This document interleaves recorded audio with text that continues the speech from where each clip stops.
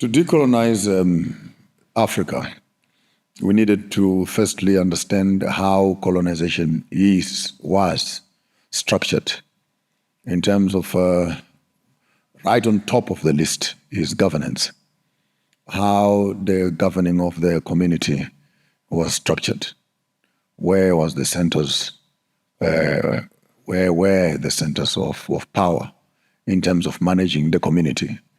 So we had a royal system that was working through consultative spaces with the leaders and the elders, the wise people and the herbalists and stuff like that, which was the weaponry. Herbs were not used only for healing. They were also used for war.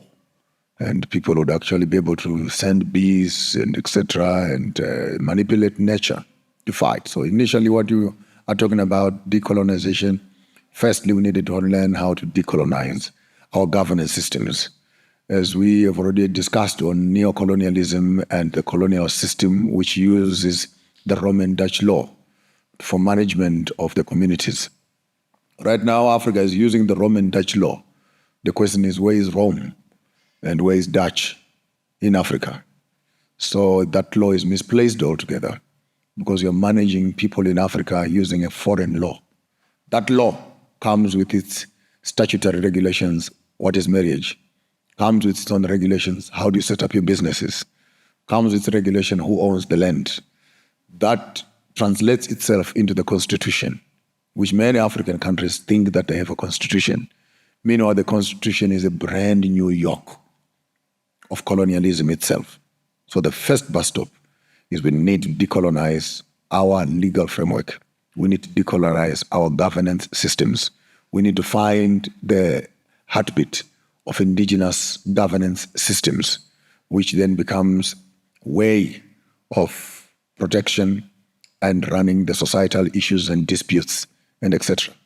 And as we said, the issues of oaths, for example, finds itself in the governance systems, the concepts of jails and policing, for example, land ownership and of marriage rights and marriage ceremonies and certificates and stuff like that.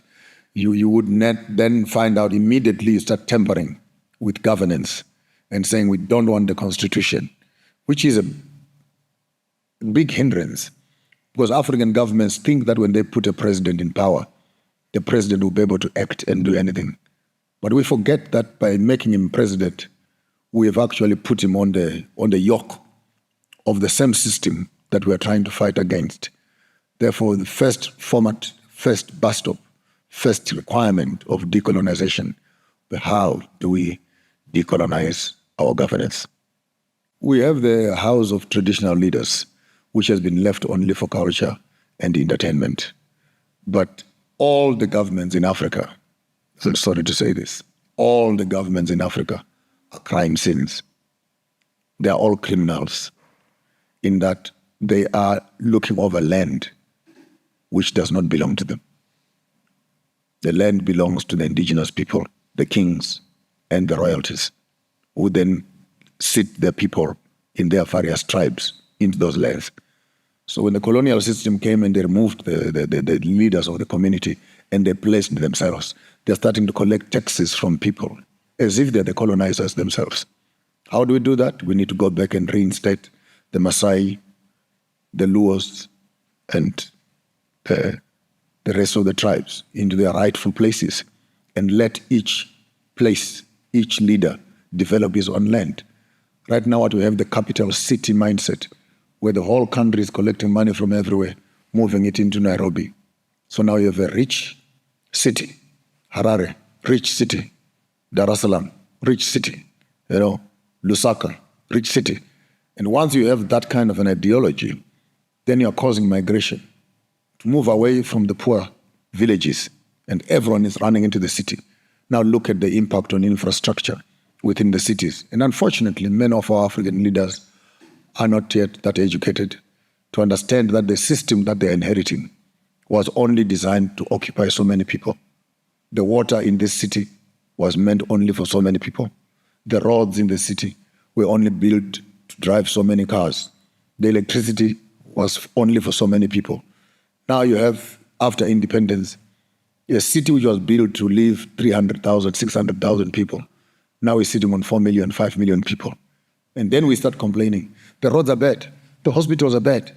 The schools are not enough. But you're not aware that you have taken too many people into an infrastructure that cannot contain those people. And when you look at the floods that have just happened in Kenya here, it's a big indication of the limitations of our cities. And the lowlands were never meant for people to live in. And when you see a disaster like this happening, you must know it once happened. It will happen again. And so we need to start building new cities in highlands, in the mountainsides, and leave plains for grazing and agriculture and etc. When you come to the laws of tribes in Zambia, for example, every season, when seasons change, then they move upland because all the swamps are going to be full of water. And when the swamps dry down, then they go back to the lowlands. But now, because of civilization, some people have decided to stay in those lowlands. It has not yet happened. It might take 10 years. It might take 20 years, like in Kenya. It has taken maybe 50 years for you to have such a flood. But the day it happens, then it will be a national disaster. We say in our culture, water never forgets where it once flowed. As such, the concept of governance and rulership and how to guide and lead people needs to find its intelligence in the indigenous knowledge systems so that we do not give people properties in wetlands, in the swamps, where they're going to be drowning in water. That's poor planning. The lowlands, which can flood, you cannot tell me that you're going to build schools and homes in flatlands where we know that disasters such as floods will come up. So the concept of governance is important. You're not only dealing with the municipality, road construction, how do you house people, how do you settle people, how do you rule them, how do you arrest them, how do they pay for their crimes, how do they buy land? And so that whole concept of law, the judiciary, needs to be decolonized. After dealing with the pillar on governance, the next pillar is agriculture. Agriculture, we're talking about indigenous foods vis-a-vis genetically modified foods. How do we preserve ourselves as Africans? Do we want to live on pizzas now? Do we want to live in supermarkets? Do we want to live with GMO foods? Do we want to live with processed foods? And I'm glad that our generation is waking up to discover that health is not in fine foods. These traditional foods that we could think therefore they're uncivilized and uneducated. In fact, the poorer the people are, the healthier their diet is. The richer they become, the more sick they become. In fact, many of our diseases that we are suffering from right now are what I want to call colonial diseases. We never had a problem of fibroids, problems of cancer, problems of diabetes, problems of opportunistic diseases, which are caused by poor immunity, which is a result directly of poor agriculture. So agriculture for me does not only talk about feeding the people, but feeding the people the right food. Right now, as we speak, many people's stomachs are full of food, but they're empty of health. The fact that your stomach is full does not mean that you're healthy at all. So again, you come back to my head, which is a diet, menu diet. How do we plant these kind of foods? And how do we make them available on our tables so that people can be healthy? But agriculture is land. We need access to land so that we can plant food. And I want to challenge African governments to particularly start considering small seeds as a solution to food security. Small seeds. These are your rapokos, these are your sorghums, these are your millets. Those are drought resistant. You just plant them as soon as quick as they germinate, you're sure you're going to harvest from them. But this maize meal has only been here for the past 100 years from Brazil and etc. It was an imported thing. Now, ugali, maize meal has become a staple diet, but it is not original with us. The one that we had with those yellow, pink, orange, purple kind of maize meal, which are small seeds also.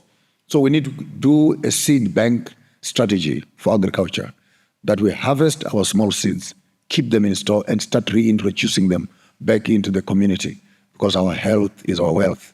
Without good health, even the richest country is poor. As such, agriculture is critical, because as people eat, so they become. And what people eat is what they become.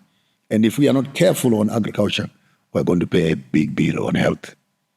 The imports and exports can only come as long as our stomachs are full. We must plant what we eat and eat what we plant. We can't convert Kenya into a place of planting coffee. Who eats coffee? We cannot be planting all this coffee only to sell it, instead of us planting food that we can eat. So we must actually make an allocation that we get full first. And when we are full, the surplus, that was goes for export. But you can't build a community based on exports only. Here is the foolishness. You plant your coffee, you take all of it, they go and make coffee, they make chocolates. After you sell the coffee, at a cheaper price, by the way, because it's not processed. You bring back the money. When the money comes back into the country, you take the same money to the same people to buy food. Then who is stupid here? Whose brain is not working? How do you mess up the ground to plant something that you can't eat, only to take the money of what you have planted, what you have sold, to buy the food that you must come back and eat? Then we need to change the strategy altogether. And we cannot keep our land as a supply of raw materials, and yet we will need the same money again to feed ourselves. So the balance between imports and export, and that's where the GDP sits, that's where currencies sit. How much have you exported? How much have you imported? At the end of the day, what we are exporting is equivalent to what we are importing in terms of basic necessities of food. So what do you end up having on the table? People have no money. Their currency is worth nothing. Why? Because they're hungry. What do they need? You need to import oil. You need to import food. You need to import medicine. You need to import this. At the end of the day, you're just working for the system. So we need to find a way of breaking that cycle of poverty. And agriculture is key to unlocking the potential of any country. The mother tongue, I'll start off with mother tongue before I get to agriculture. Education is important. Why do I emphasize the importance of our indigenous language? Our indigenous language is a science of its own. It contains the language, the words for the trees, the words for the grass, the words for seasons, the words for stones. And if you look very carefully at those words, you find that there's a whole technology that is involved in terms of what this tree works. For example, there's a tree down south we call mususu. Mususu is a bitter herb tree sort of thing. And the stomach of a human being in the south, we call it susu. So there you have it. You have a tree that is standing here, which the elders called mususu. And your gut is also called susu. Is it not interesting? That actually mususu is the medicine for the susu. And it is as good as connected, just like that. And so when you lose that language, and you call it andivicitas, what, you give it some Italian name that they name it there, you already make the local people lose touch with the value of this. But education for me would be speaking to creating institutions of learning that introduce the young people to their own resources. You don't go to school to study so that you can write a CV. You go to school to study so that you can solve the problems in the community. Here is the model. Before you go to school, identify the problem in the community. Then go to school, study the problem, look for possible solution, have a proposal and a business plan of how to solve this problem. When you graduate, go back into the community and solve that problem. And while you are solving problems, you have created a business and you can charge a premium for your solving the problems. But we don't have an education system like that. We have an education system that gives you a degree. And the best thing you can write after your degree, I hereby apply for a job. I'm a team worker. I work under pressure. Like really? And there we end up with graduates that are not employed instead of graduates that are creating employment. Why? With almost so many engineers in Kenya, are we still having a problem of electricity? What were they doing in school?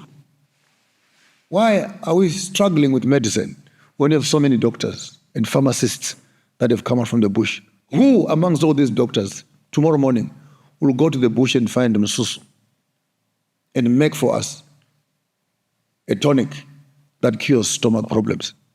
No, it has not been tested. It has not been tested by who? Because our fathers have been doing this for the past thousands of years. Which part of clinical tests do you need? But anyway, if you need clinical tests, then test it and see if it won't work. So the concept of education, we don't need an education that teaches us about the other. We need an education that teaches us about ourselves. It should be illegal for any student to graduate as a graduate and does not know what is underneath his feet in terms of the resources that their country is offering, the raw materials that are underneath their feet, the trees that are around them, the flora that is around us, and how all these are possible opportunities of business, economics, and development. Here is an opportunity for innovation, creating new products that are on the market, creating new drugs that are on the market. Education must educate us. How do we convert our raw materials into business and into industry? And until we get there, we'll be manufacturing fools for the employment sector. It means that, therefore, that our educational institutions are manufacturing stations for the colonial system. We are simply producing them so that they can go. In fact, a more reckless definition of education, as we have it right now, education is a passport to run away from your community and go and become acceptable in the colonial system. So learn as much as you can and get out of here. Go where? Go there. If they come back, hallelujah. Many of them died there, and many of them are still going there.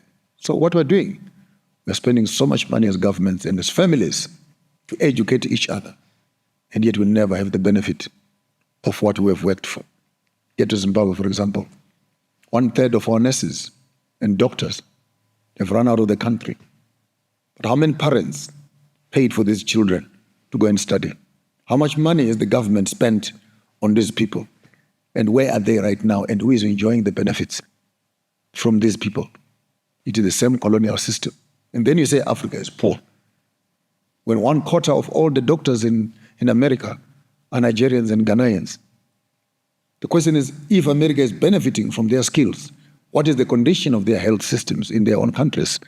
Education becomes the weakest link when it teaches you how to run away from your own people. And you see them, we see them during holidays, when they come back home from town, these educated ones, when they fly back from the US with an accent and half, my man, mate, this. They can no longer sleep on the floor. They can no longer eat traditional foods. They can no longer do this because now they have been educated and they no longer understand these things. Weakest link we have is an education that exports you away from your own mother and your own father and your own community. And you spend all your life developing other communities and your own communities languishing in poverty. We need an education that is inward-looking than an education that is externally driven. The business and economics model is a big challenge because our present economics are based on lies. They're based on paper money. They're based on fake principles of stock exchange, which are not honest. We are coming from a barter system where we exchanged value for value. It does not make sense to me that you can buy my piece of land for 10,000 or 200,000 shillings and you give me paper money. And tomorrow morning, that paper money has lost value. I come back to you 2 years later, that same piece of land is now worth 1 million. Who was robbed here? You actually robbed me. Because you sold me, you took away from me what has value, and you gave me what has no value. That's why in the olden school, we used to do barter system. We exchanged things. We never sold land. None of us owned the land. The land owned us. From it we came, to it we were going to return. Therefore, land remained as the real estate on which all establishments went. And if we are supposed to do business, we don't do business that emulates Western businesses in terms, again, of just being suppliers of raw materials. We need modern African businesses that can do what I call reverse re-engineering. Look at China, what they've done. To go to Britain and go to Germany and buy those big yellow trucks, bring them into their country, break those things to pieces. Come to Africa, buy the iron ore, go back to their industry, assemble those pieces together and come up with some young Toyota, come up with all these things. But the engine was done by Ford in America. Now we have Toyotas from China and etc. How did it happen? From Japan. How did it happen? They were able to master the art of reverse re-engineering.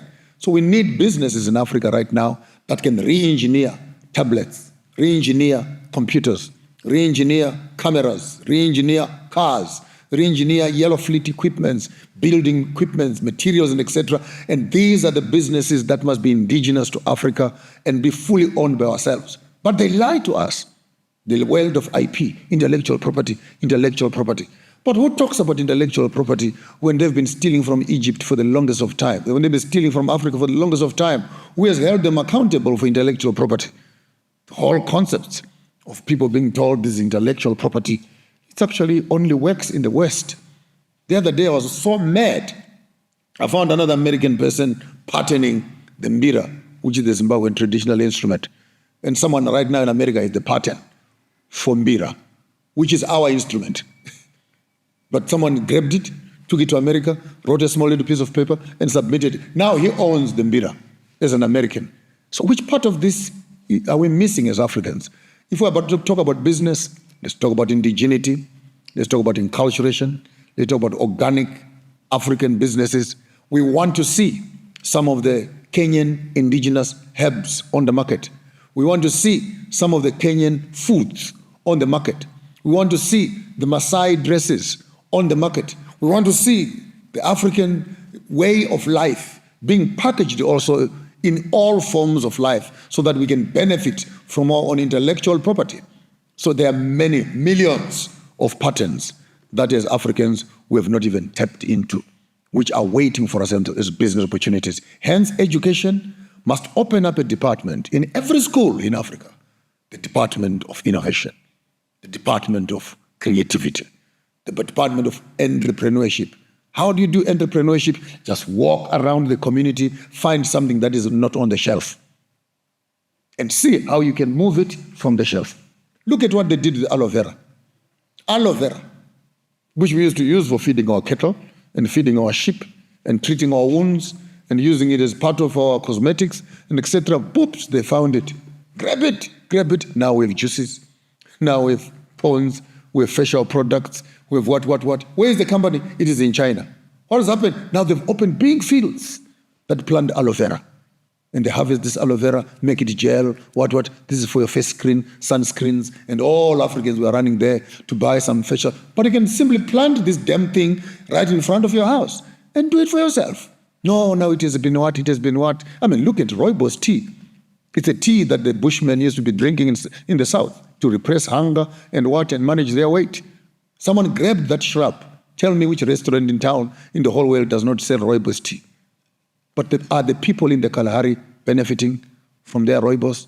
Someone came there, grabbed the herb, packaged it, processed it, put it back on the shelf, come back. It's even amazing. You go to the Karoo, you can buy rooibos tea from a shop. When you are sitting next to a shrub itself that produces unprocessed rooibos tea. So where are we missing it? We need to harvest our indigenous knowledge and convert it into business. We need to harvest our fashion, convert it into business. Our entertainment. I still want and wish we can move quicker to the entertainment space where we can begin to look at sports and entertainment, where these intelligent games our forefathers used to play.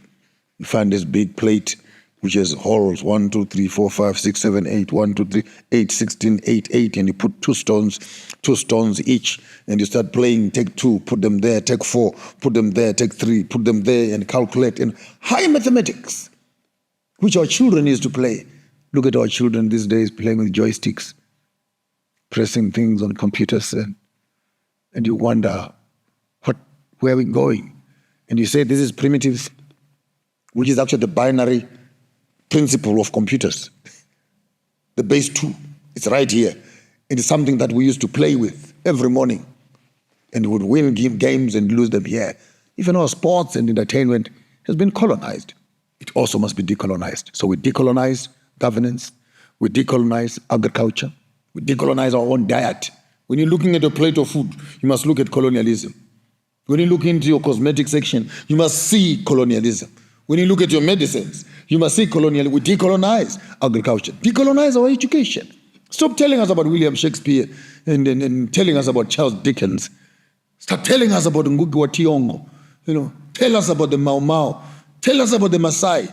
Tell us about the Runzuri Mountains and Sese Islands in Jinja, where the humanity started and etc. Create our own narratives. Hey, you are created like this, like this. But what are we saying as Africans? We come from the waters. We come from this and this. And these are the kind of myth stories we need to put into our entertainment, into our films, so that we begin to sing our own narrative and change our own trajectory. We're singing more about violence. We sing more about sex. I want to do this to you. I want to do this to me.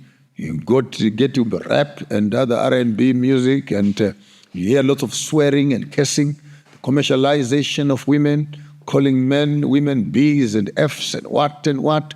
It's all like cursing and cursing. And by the way, when you sing and when you talk, you are spelling. You're casting spells. Spelling. So these words that we constantly hear, they are throwing spells at us, giving us suggestions of what we must do. And this also needs to be decolonized. Our messages, you're right, had lots of messages. And inside those songs were moral lessons. Chefund,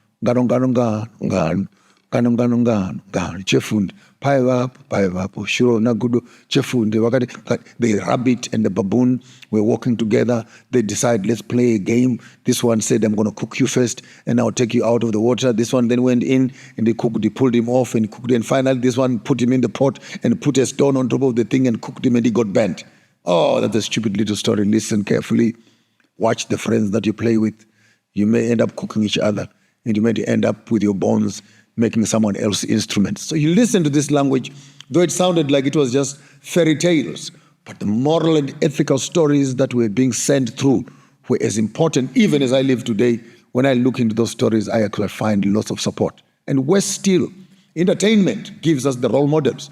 And if we put the wrong role models, if we put the wrong people out on the media space, showing the wrong flesh, showing the wrong money, showing the wrong addictions, the children that are watching these things will not do far much better than what we have already given them to look at. So sports and entertainment then holds a very important place in terms of our health. You can't be telling me that you have a sport of playing video games. Now your tummy is the size of the tummy sits on your lap. Fat, eating popcorn and eating junk foods, burgers, and then we're playing a game. When I'm playing a game, we miss those days when apples were fruits and mouse were animals. Now, when you talk about an apple, you're talking about something totally different. Where is my mouse? You might think someone is looking for an animal. They're looking for something to hold in the hand. We'll miss those days when children were told, go and play outside, and would climb the trees and would go for a day with no food, eating berries and fruits in the bush, swimming in the rivers, boys and girls. I grew up in that age, where boobs and etc. were not sex objects, but they were breastfeeding centers for the next generation and children. It was nothing mysterious about women until such a time came when you were told, you're going to touch that. And it was done in a sacred way. We miss those days when mothers were mothers and children were children. Grandfathers were grandfathers. And wisdom would be accessed not through words, but learning our ways. And then our words would come to you. You talk about sports and entertainment, the space which was an angeltainment. Not just sports and entertainment. It was sports, but with angeltainment inside. Because while you were playing, you were actually learning. Pada, ara uru, chikoko aja, putting those circles, and then you have a piece of stone in your leg, and then you'd hit it into the thing, learning how to balance and put it in the other one. And then our young ladies learning how to pick up one stone while that stone is in the air. There's another two at the bottom, then you grab them and you put them together. And serious technologies which were teaching us balancing, calculations, and etc., and dexterity in terms of understanding where you are. And when we lose some of these sports, and we replace them with Manchester United, Arsenal, Madrid, whole African continent is drunk watching sport, colonial sport, paying dishes, buying jerseys, some of them even flying into Europe to go and watch the finals. How much money are we spending on supporting colonial sports? And by the way, my definition of soccer, it is 5 million people around the world watching Real Madrid and Manchester play. 5 million people who badly need exercise, watching 22 people who badly need rest. And we hope that by watching soccer, we're going to be healthy. Unfortunately, after watching soccer, if your team loses, you may need high blood pressure tablets and etc. So our sports and entertainment, we need to start inculcating indigenous sports, bring them back into the space. There is a contribution, a genuine contribution that our sports can actually play. And if local businesses can put their money into them, even these sports can be commercialized. The Zulu fights, for example, the stick fights, and etc. Boxing is not new in the West. We're doing boxing here years ago. Get to Sudan, get to Ghana, get to Fenda in the South, and you see men still doing boxing, traditionally so. It's nothing new. Wrestling, we're doing this long time ago, swimming competitions, even golf. In Zimbabwe, we used to call it ndoma. Make these balls made out of wood, bucks, and etc., and then they would be hitting them, chasing each other around the fields. Those games are not new. We can come right now because I have a silver one, a silver stick. It's a birdie. It's an iron tool. Then we think you can look at some of these games and include them into our entertainment, then convert some of those into movies, convert some of those into competitions, and then get our youth healthy mentally, physically, and emotionally. Because sports has that ability to teach you also to become a good winner and a good loser, and participatory sports are much healthier for the nation. Decolonization of our health sector, it starts off from number one, which is governance. The regulations and restrictive rules concerning indigenous medicines, for example. You cannot just walk up onto the market tomorrow with a product. It must be approved. You are aware that companies such as KFCs and companies such as Chicken Lickens, companies that are McDonald's, for example, a McDonald's that is in Kenya here, McDonald's, or a KFC that is in Kenya, cannot be buying chickens that are in Kenya. The chickens they are selling here must be approved by FDA, which is in Canada, to be exported here. So chickens that are being sold here could be coming from Brazil and Argentina to come here because your chickens locally don't meet the standards of the governing body that is sitting in Canada. That's FDA. You look at that problem on its own.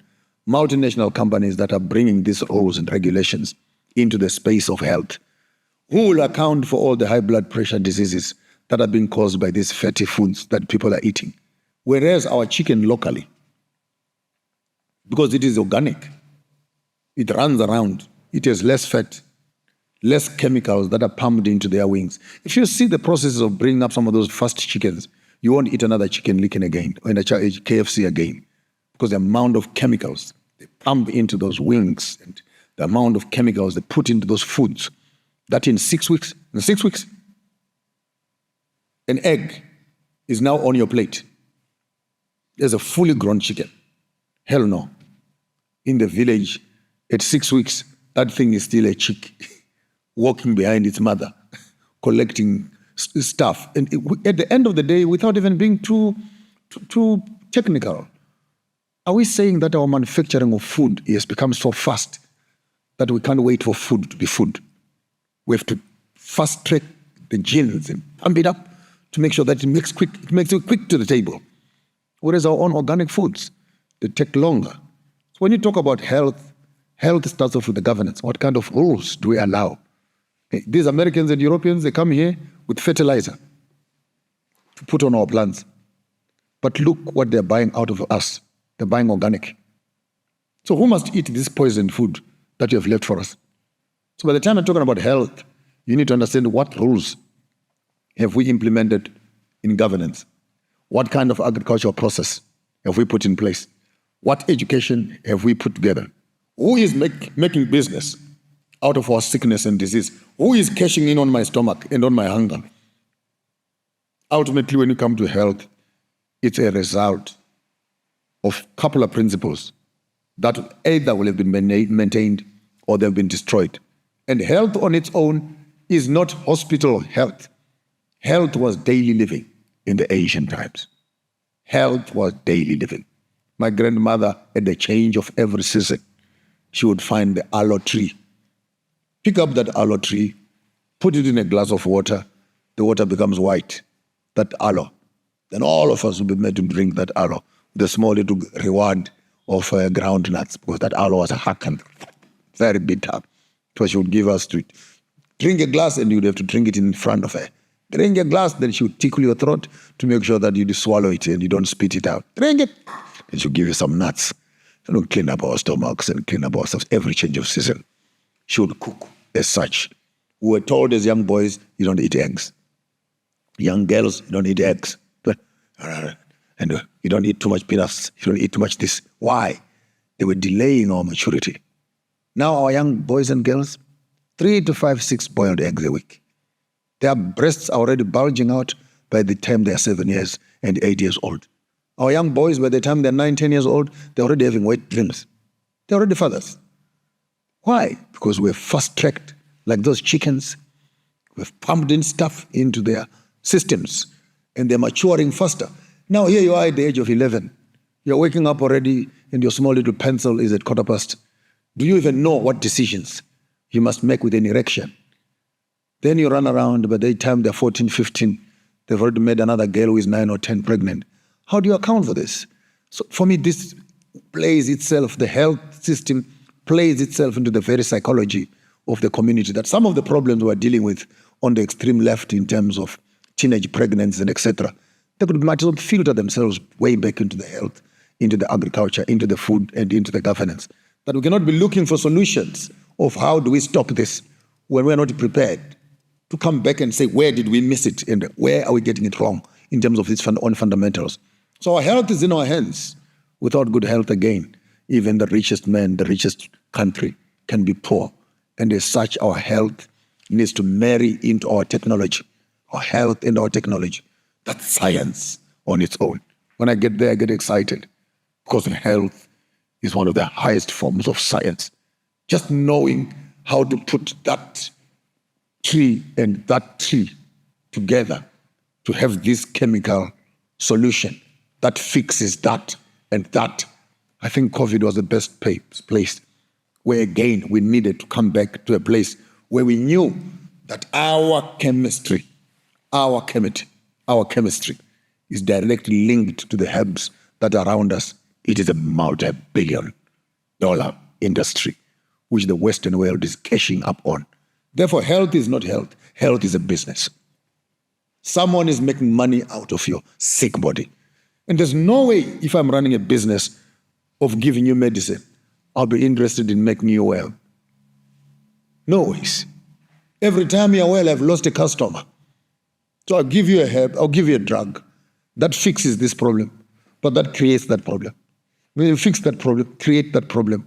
By the time you're 60, 70 years old, drinking these things like this, you now have a real problem. Where now we must start removing organs, we must start cutting things, and etc. So the health business for me, it's a very manipulative space. Real health is our own organic, industrial,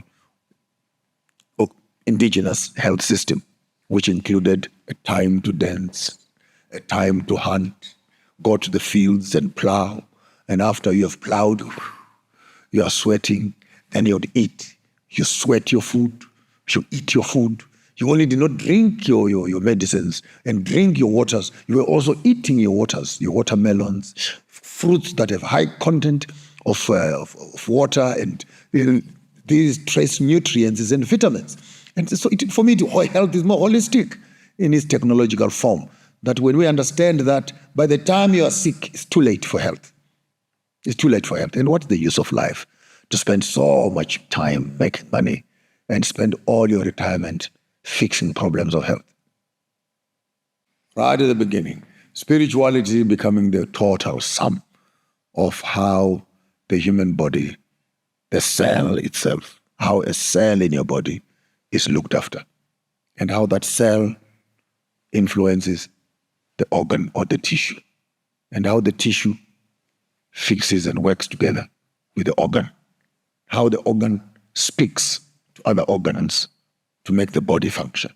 Now, when the body is functioning, how does this body relate to another body, to everybody? And until these bodies understand nature, and nature understands the universe. So from the smaller microcosm to the bigger macrocosm, we have this seamless livelihood of knowing that the whole world is not out there. The whole world is right here. And by looking after the smallest in the community, in the body, we've actually been able to look after everything else that spirals around to make the greater universe. And hence, those who don't understand might end up thinking, when you talk about spirituality, hey, you've become a spiritualist, you've become what. No, if you don't understand something, just shut up and sit down where you are. Because spirituality for me then becomes a lifestyle. Everything that you do, the question you're asking, how is it related to this? How does it connect to this? Why am I doing this? Who will be impacted by this? What benefit is this? What good will come out of this? How will this feel about this? How will nature feel about this? How will my neighbor feel about this? If Christianity would get there, I'll be a Christian again. Love your neighbor as you love yourself. Love your trees as you love yourself. Love your animals as you love yourself. Love your water as you love yourself. Love your land as you love yourself. Because by loving these things, you're not loving them. You are loving yourself. By polluting these, you're not polluting them. You're polluting yourself. By destroying these, you're not destroying them. You're destroying yourself. I had a free advice the other day for the guys who are in Dubai, after the big floods that are happening in Dubai.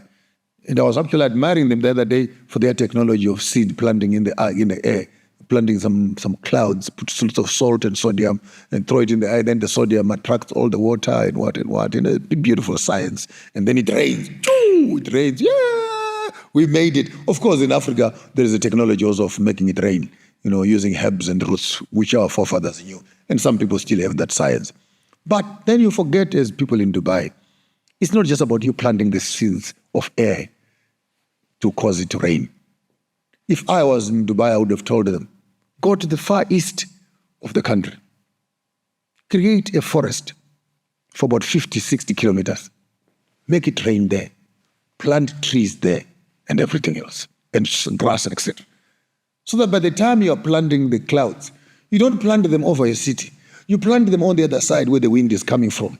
And then you use the trees to protect your cities from the winds that are coming from the thing. No, alas, right in the desert, you plant seeds in the sky, and then the whole city drowns it. Some few technologies, these trees that you see around here, best form of spirituality. These are all living trees. At the bottom there, they hug each other. Their roots grow and they hold each other. So that when one tree shakes, it also is protected by the other tree. These are solid foundations. If we could build cities that share common foundations, I think they would stand during the moments of storm. But since we're human beings, we need to find out in spirituality, how do we allow our roots to touch each other? The Xhosa, the Himba, the Shona, the Bemba, the Tonga, the Kikuyu, the Maasai, the Luo, the Egyptians, the Igbos, put our roots together so that this great continent of Africa, like a forest, can hold hands together. Even if the trees are different, cultures, and different fruits and different colors, but when we hold each other at the bottom of the trees, we know that common history brings us together to build for us a fortified city which will protect the citizens. Let's learn from nature and nurture nature. Nurture nature. Spirituality is us understanding that the roots keep the tree together. The tree does not keep the roots together. And when we water our roots, we're able to eat the fruits. And if we forget who we are, then we don't know where we are. And spirituality speaks of Africans holding hands together to build the future that we want.